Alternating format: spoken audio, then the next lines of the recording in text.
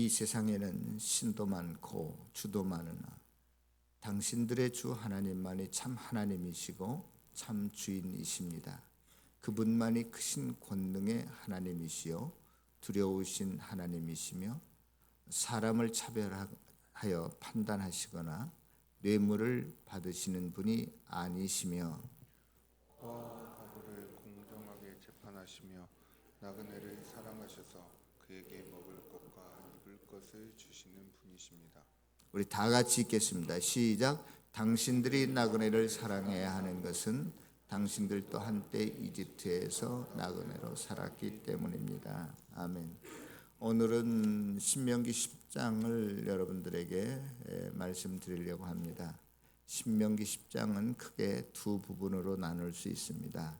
1절에서 11절까지 전반부로, 또 12절에서 마지막 22절까지 후반부로 이렇게 크게 두 부분으로 나눌 수 있는데요. 첫 부분의 내용은 무엇이냐면 이스라엘 백성들이 하나님께서 직접 돌판에 기록해 주신 것을 깨뜨려 버리고 두 번째 주신 십계명 돌판을 언약궤에 간직하라는 내용이 전반부의 핵심이고, 이제 후반부는 오늘 설교 제목처럼 고아와 과부와 나그네를 사랑하라, 이것이 아마 후반부 내용의 핵심인 것 같습니다. 자, 오늘 전반부에서 이제 모세가 두 번째로 받은, 하나님께로부터 받은 그 십계명 돌판을 조각목이라고 하는 아카시아 나무라고 하죠. 우리는 보통 그것으로 이렇게 만든 그 나무궤, 실은 우리는 그 언약궤라고 하지 않습니까? 혹은 뭐 법궤라고도 하고요. 그 안에 넣어두라는 것입니다. 그런데 우리가 이렇게 두 번째 그 하나님께로부터 받은 돌판을 간직하게 되는데, 그러면 왜 첫 번째 돌판이 깨뜨려지고 없어져 버리고 두 번째 것을 간직하게 되었나 하는 것 한번 잠시 생각해 보고자 해요. 정확한 그 첫 번째 돌판을 깨뜨린 이유에 대해서 좀 더 자세하게 그 나와 있는 그 부분이 어디냐면 출애굽기 32장에 정확하게 좀 더 자세하게 나와 있습니다. 출애굽 32장에 보면 애굽에서 나온 이스라엘 백성들이 얼마 안 돼서 시내산이라는 곳에 도착합니다. 그리고 일반 백성들은 그 산 밑에 기다리게 하고 모세 혼자서 시내산 꼭대기에 올라갔는데, 먹을 음식이나 마실 물을 하나도 가지고 올라간 게 아니라 하나도 없이 그냥 빈몸으로 산 꼭대기에 올라갔어요. 그런데 너무나 시간이 지체되는 겁니다. 이 시간에 아무것도 없는 바위산으로 만들어진 산 꼭대기에 올라가서 먹을 것도 마실 것도 없는데 이렇게 오래 있다고 하는 것은 모세가 아마도 이스라엘 백성들은 죽었다고 판단을 한 것 같아요. 소망이 없는 거죠. 그래서 이스라엘 백성들이 모세의 형인 아론에게 이제 하나님께서 약속해 주신 땅에 들어가기 위해서 우리가 이집트에서 나왔는데, 아니 우리를 인도하던 모세가 죽었으니 우리를 이끌고 갈 신을 만들어 달라, 그런 겁니다. 그래서 아론이 그래? 그러면 너희들 금부치 좀 가지고 와 하고 금을 모아서 조각을 만들었는데, 그 조각 모양 형상이 금송아지예요. 금송아지. 여러분들 지금 이스라엘 백성들이 430년 동안 애굽에서 포로 생활하다가 지금 나왔잖아요. 그들의 생각과 행동, 모든 습관은 다 애굽의 문화와 생활 속에서 배운 것들이고, 심지어 그들의 가치관도 그렇게 많이 변하지 않았을 거예요. 여러분들이 잘 아시는 것처럼 하나님께서 이스라엘 백성들이 이집트에서 나오고자 할 때 순순히 바로가 보내주지 않습니다.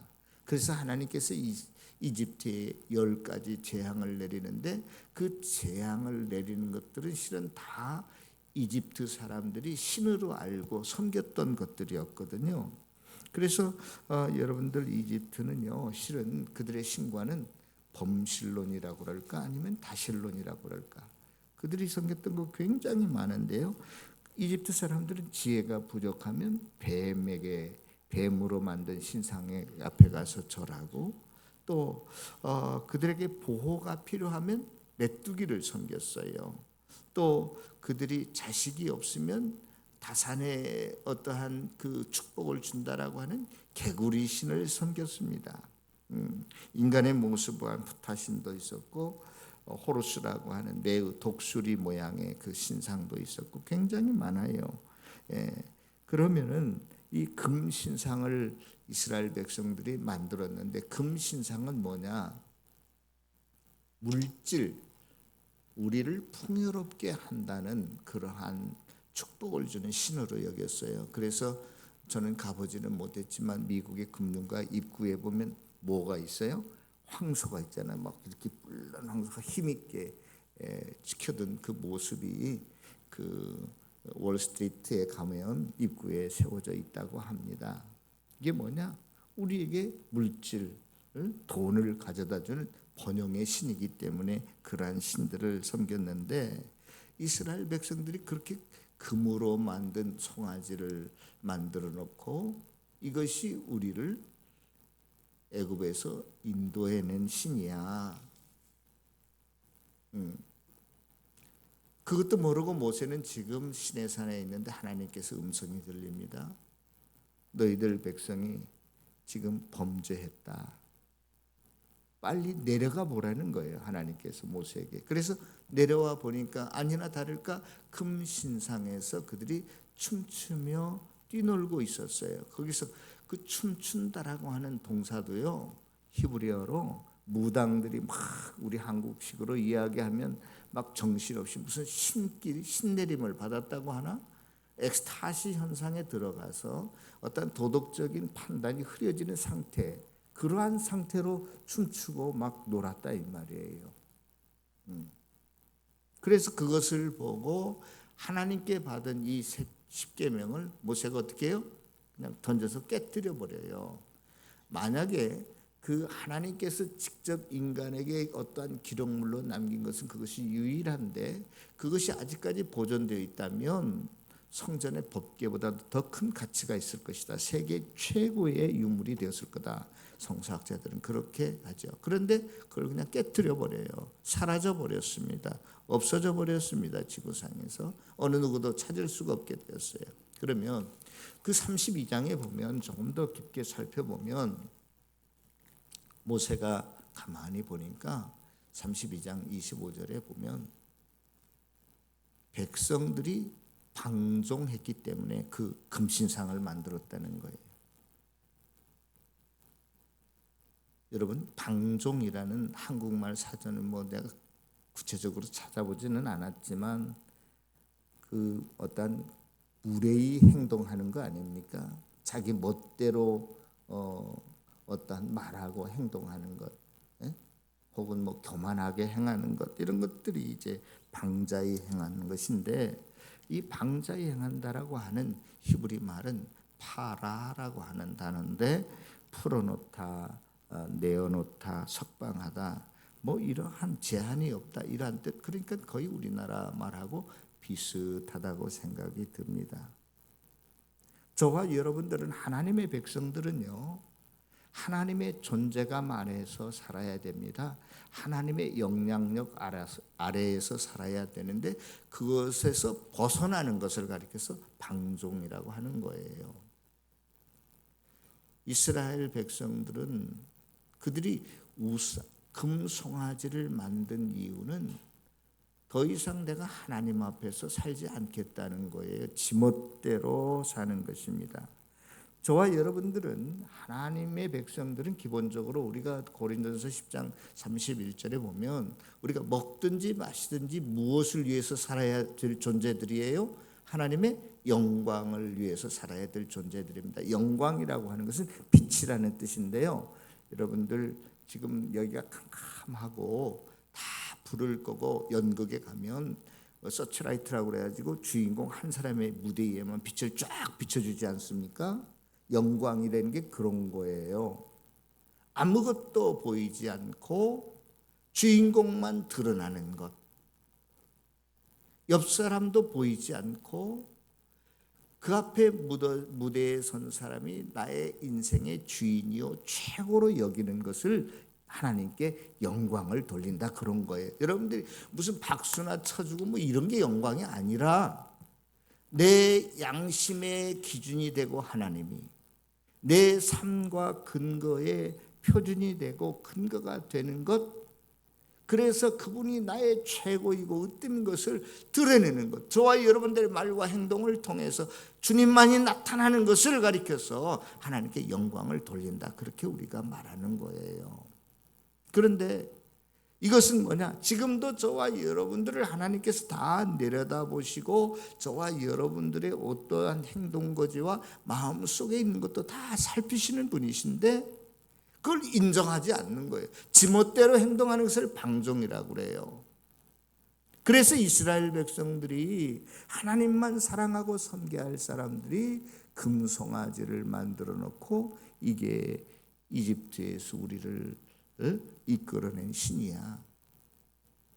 우상은요, 하나님의 영향력에서 벗어날 때 우리에게 드러납니다. 다시 말해서 내 유익을 위해서 찾는 것이 우상이에요. 제가 여러 번 여러분들에게 설명했어요. 기독교의 신앙은 하나님을 위한 것이지만 모든 이 땅의 종교나 우상은 자기를 위한 것이다.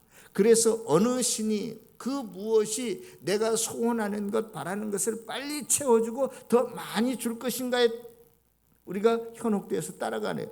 그래서 여러분, 우상이라고 하는 것은 인간이 만들어 놓고 그 밑에 가서 복종하는 게 우상이에요. 우상 가게 가보세요. 뭐 색색의 그 무슨 불상들이나 이집트 같은데 옛날에 가보면 그 우상 파는 집이 아주 우상의 종류가 얼마나 많았는지 몰라요. 그래서 어느 것이 나에게 내 소원을 빨리 풀어줄까, 나에게 유익이 될까, 그래서 자기가 그걸 돈 주고 사는 거예요. 갔다가 모셔다 놓고 그 앞에서 절하는 거예요. 어떨 때 이러한 일들이 저와 여러분들에게 일어난다고요?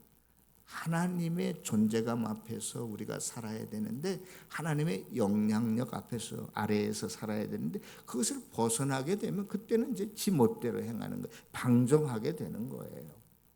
그러므로 사랑하는 성도 여러분, 저와 여러분들의 삶 속에서 이 우상이 없어지려면 매일매일 십자가로 그 세상에 대한 탐욕을 끊어내야 됩니다. 세상에 대한 부러움을 끌어내야 돼요. 그래서 오늘 본문에 우리가 읽지는 않았지만 너희들이 마음의 할례를 행하라는 게 그런 거예요. 육체의 할례보다도 너희들의 생각과 너희들의 모든 마음속에 들어온 우상단지들 그거 깨트려 버려야 돼. 그거 잘라내야 돼. 그렇지 않고서는 하나님을 온전히 사랑하고 신뢰하고 의지할 수 없어. 그러한 이야기들을 계속하고 있는 것입니다. 사랑하는 성도 여러분, 결국은 하나님이 나를 책임져 주시고 내 가정과 자녀를 책임져 주시는 것입니다. 내 앞날을 책임져 주시고 내 그 직장과 결혼과 무슨 취업 다 하나님이 인도하시는데 그 일을 말도 못하고 듣지도 못하는 우상에게 맡기면 얼마나 걱정이 되겠어요. 근심이 되겠어요. 예. 그래서 하나님의 약속의 말씀을 폐기한 우상을 만들어 놓은 이스라엘 백성들을 향해서 하나님께서 주신 돌판을 깨뜨려 버린 거예요. 왜 이 모세가 하나님께서 주신 첫 번째 돌판을 깨뜨렸냐? 여기에 대해서 뭐 분분한 견해도 많이 있지만 크게 두 가지로 갈리우는데, 하나는 하나님의 편이 되어서 모세가 하나님의 분노를 나타낸 것이다. 그래서 깨뜨렸다, 이렇게도 말하고, 또 어떤 사람들은 모세가 자기 감정 통제를 하지 못해서 그냥 감정이 북받쳐서 그냥 깨뜨려 버렸다. 아무튼 어떻게 했든지 간에 깨뜨린 이유는 우상 금송아지 만든 사건 때문에 깨뜨린 거거든요. 그러므로 저와 여러분들의 삶 속에 찾아오는 마음속에 들어있는 이 우상들, 항상 우리가 십자가로 다시 한번 나를 못 받고 정말로 우리가 하나님 안에서 경건하게 살아갈 수 있는 저와 여러분들 되시기를 바랍니다. 두 번째 만든, 그래서 이제 그 십계명 돌판을 이제는 그 언약궤라고 하는 나무로 만든 상자 안에 넣어두도록 한 것은 이제 보관을 의미하는 것이죠. 이제는 더 이상 이것을 훼손하지 말고 잘 간직하라는 의미에서 그것을 순수함을 잘 유지하라는 의미에서 이제 상자 안에 넣도록 명령합니다. 저와 여러분들이 일생을 살아가면서 가장 소중하게 여기고 간직하고 유지해야 될 것이 있다면 하나님의 말씀입니다. 그래서 항상 하나님의 말씀에서 오늘 해야 될 일들을 찾고 또 우리가 나아가야 될 방향을 찾고 또 방법을 찾고 하나님의 말씀을 최고로 여기며 살아가는 저와 여러분들이 되시기를 주의 이름으로 부탁합니다. 자, 두 번째로는요, 12절에서부터 마지막 22절까지인데요. 여기에 중요한 핵심 포인트는 실상은 우리가 쉐마에서 보았듯이 너희들 마음과 뜻과 정성을 다하여 누구를 사랑하라? 하나님을 사랑하라는 거예요. 그런데 이 하나님 사랑이 어떻게 이어지고 확장되어지냐면 누구에게까지? 고아와 과부와 나그네 외국인들까지 사랑해라. 다시 말해서 하나님을 너희들이 사랑한다면 이웃도 사랑해라. 그러한 내용이라고 우리가 볼 수 있습니다. 여러분, 사랑은요 모든 사람의 마음을 열게 만드는 것 같아요. 사랑은 그 사이가 갈등과 미움과 무슨 시기와 다툼을 그치게 하고요, 관계가 깨어지고 끊어졌을지라도 다시 회복하게 만드는 게 사랑인 것 같습니다. 신약 성경에서도요, 너희들이 무슨 방언을 하고 천사의 소리를 하고 뭐 온몸을 내어 구제할지라도 무엇이 없으면 아무 의미가 없다고요? 사랑이 없으면. 그래서 사랑을 굉장히 중요시하게 여기는 것을 우리가 알 수 있습니다. 예, 사랑해야 돼요. 그런데 우리가 오늘 신명기 15절에 보면은 우리가 하나님께서 우리를 구원하셨기 때문에 우리를 사랑하는 게 아니라요, 하나님이 저와 여러분들을 먼저 사랑하셨기 때문에 구원해 주셨어요. 굉장히 아무것도 아닌 것 같지만 중요한 사실이에요. 하나님의 사랑이 먼저라고 으뜸이라는 것입니다. 그리고 이 하나님의 사랑은 조건이 없어요. 부부간에도 자식간에도요, 나를 신경질 나게 하고 나를 해롭게 하고 괴롭히면 짜증나는 거잖아요. 싫은 거잖아요. 밉잖아요. 그 관계를 깨어지게 만들잖아요. 다 그래서 인간의 사랑은 조건적이에요. 부부간에 아무리 사랑을 해도요, 하루 이틀이지 한두 번이지 계속 날마다 그냥 술만 먹고 들어와가지고 아내를 때리고 자식에게 폭행하고 그러면 그 좋아할 사람이 누가 있겠어요?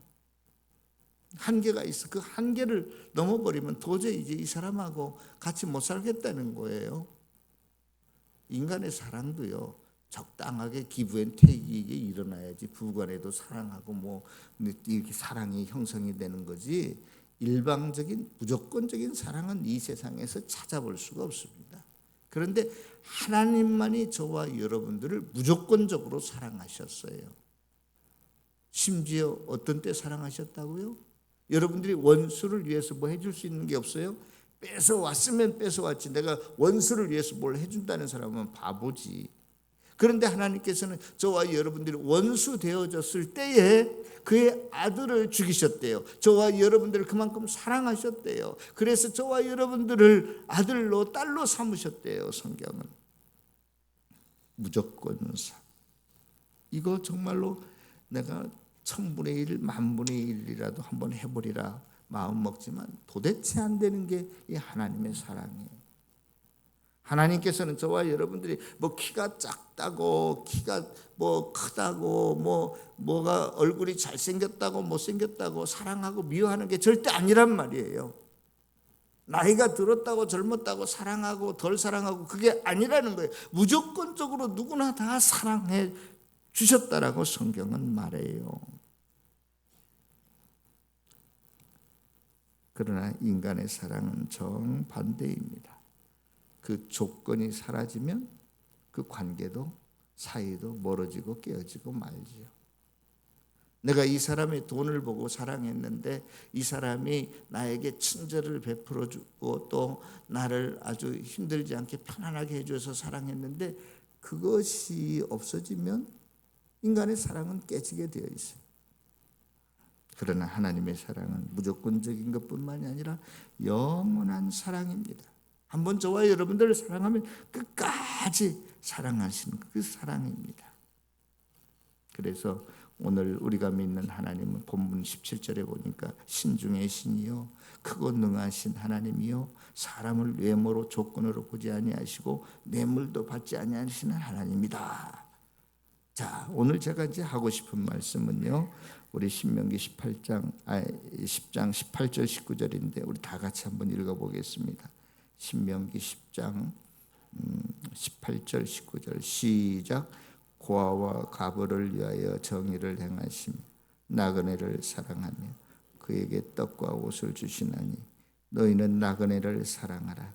전에 너희도 애굽 땅에서 나그네 되었음이니라. 아멘. 네. 고아와 가부를 사랑하시는 하나님.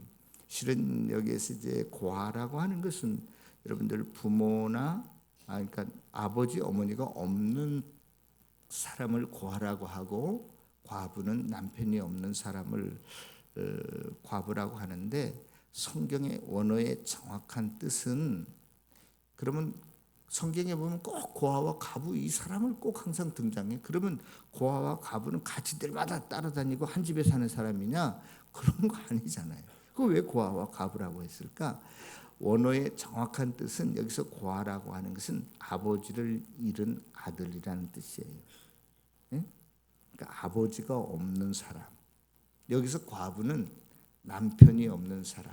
다시 말해서 원래 한 식구 살았어요. 그런데 그때 당시에는 가부장적이고 남성 중심의 사회에서 남편이 아버지가 갑자기 이 세상을 떠났다. 굉장히 경황이 없는 가정이고 당장에 먹고 살 것이 끊어지는 가정이에요. 사회적인 가장 약자의 위치에 서 있는 어려움에 처한 가정을 의미할 때 고아와 가부라고 이야기하는 거예요. 생각해 보세요. 남편 혼자서 먹고 사는데 남편 때문에 이 주의가 인정되는데 그 남편이 그 아버지가 하루아침에 없어지면 남은 가족들은 그건 이 세상을 살아가는 마지못해서 살아가는 것이지 제대로 살아갈 수가 없었어요. 남성 중심의 사회에서 가부장적인 사회에서 그 가정에 남자가 없다는 것은 아버지가 없고 남편이 없다는 것은 죽으라는 이야기나 마찬가지란 말이죠. 그래서 너희들이 사회적인 이러한 약자에 대해서 관심을 가지고 너희들이 보호해 줘야 된다라고 하는 의미.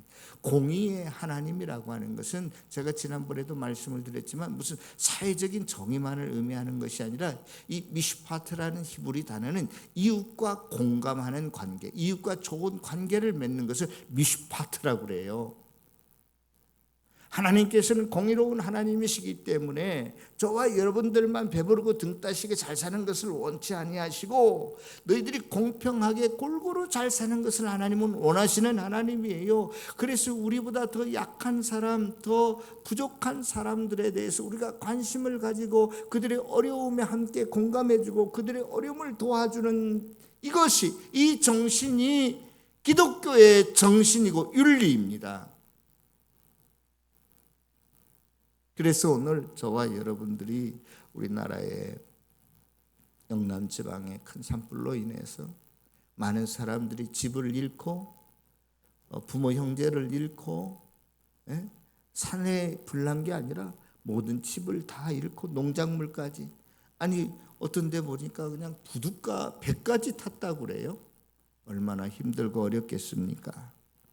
우리가 그 일에 조금이라도 동참하고자 오늘 특별 헌금을 했습니다.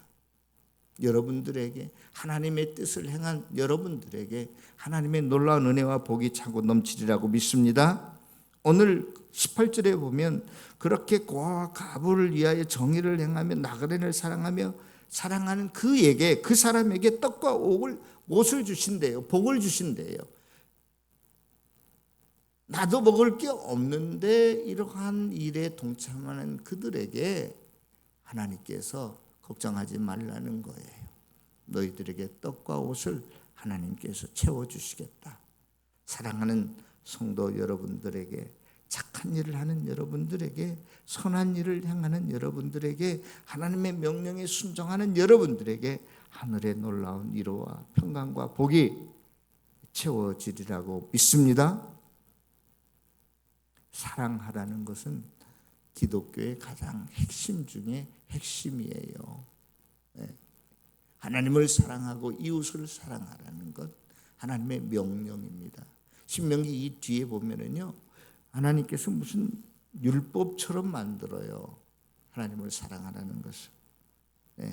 너희들이 어떤 곡식을 거둘 때 꼭 고아와 과부를 위해서 벼를 다 베지 말고 한쪽 구석에 있는 것을 남겨두라는 거예요. 너희들이 감람나무, 포도나무 열매 수확을 할 때도 다 따지 말고, 우리나라는 그 미신인지 뭔지 모르겠지만 간 딸 때 위에 홍시 한두 개 까치밥이라고 남겨놓는데 그 왜 그런지 잘 모르겠지만 히브리 사람들은 까치밥으로 남겨놓는 게 아니라 뭐예요? 가난한 사람들을, 배고픈 사람들 와서 추수가 다 끝났지만 일부러 이삭이 아니에요. 어느 정도 일정 부분을 남겨놓으라는 거예요. 이게 하나님께서 저와 여러분들을 향한, 믿는 자들을 향한 생활 법칙으로, 규칙으로 삼으라는 거예요. 구약에서만 그러냐? 아닙니다. 신약에서도 마찬가지에 똑같습니다. 베드로후서 1장 4절에 보면 저와 여러분을 하나님께서 부르신 것은 신의 성품에 참여한 자가 되기 위해서 저와 여러분들을 부르셨어요. 우리 아들놈이 점점 자라면서 제가 여러 번 이야기했지만, 아니 저를 닮아야지 옆집 박서방을 닮으면 되겠어요? 저와 여러분들이 하나님의 자녀인데 가면 갈수록 하나님의 성품을 닮아야지. 그 하나님의 성품이 뭐예요? 사랑이에요. 사랑. 없는 사람을 구제하는 거예요. 긍휼히 여기는 마음입니다. 이 마음을 가지고 저와 여러분들이 이 세상을 살아가게 되면 하나님께서 참 너는 내 아들답구나, 내 딸답구나, 이렇게 말씀하신다는 거예요. 특별히 왜 너희들이 고아와 과부와 나그네를 사랑하라고 했느냐? 너희들이 과거에 이와 같지 아니했느냐 그런 거예요. 너희들이 430년 동안 애굽에서 마치 무엇과 같이 살았다고요? 고아와 과부같이 살았어요. 그들이 포로로 잡혀가서 남의 집 허드렛 일이나 하고 벽돌 굽는 일이 그들의 최고의 일이었는데 그들이 얼마나 잘 살았겠어요. 그들은 날마다 사람들에게 학대를 받았습니다. 압제를 당했습니다. 아주 그 부당한 일들을 그들은 매일매일 당하면서 살았어요. 그래서 지금 힘들고 어려운 사람 편을 너희들이 한번 들어주라는 거예요. 부당한 일을 너희들이 나서서라도 한번 해결해 주라는 거예요. 고통당하는 사람들을 위해서 너희들이 그들을 그 압제에서 해방시키라는 거예요. 하나님께서 내가 너희들에게 은혜를 베풀었던 것처럼 너희들도 그와 같이 살라는 이야기입니다. 그러므로 압제당하고 부당한 일을 당하고 힘들어하고 어려운 사람들을 못 본 척하고 지나가는 것은 하나님의 사랑을 받지 못한 자일 수도 있다.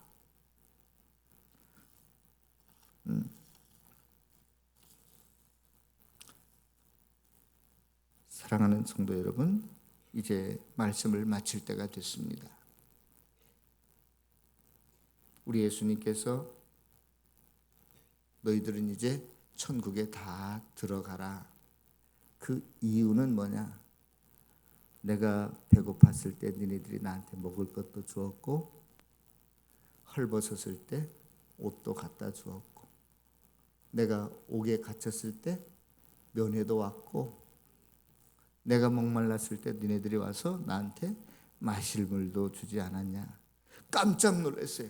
아니, 우리는 주님을 만난 적도 없는데요. 주님께 옷 한 벌 해드린 적 없는데요. 양말 한 짝 사드린 거 없는데. 아니, 주님이 우리가 언제 주님을 그렇게 모셨다고 우리를 천국에 들어가게 하십니까? 놀라서 물어봤어요. 그때 주님이 그렇게 말씀하시죠. 아주 지극히 작은 자에게, 소자에게 한 것이 나에게 한 것이다. 억압당하고 업신여김을 당하고 그러한 어린아이를 자기와 동일시했어요. 예수님께서. 너희는 세상의 소금이고 빛이니 너희들의 착한 행실을 보고 아버지께 영광을 돌리게 하라.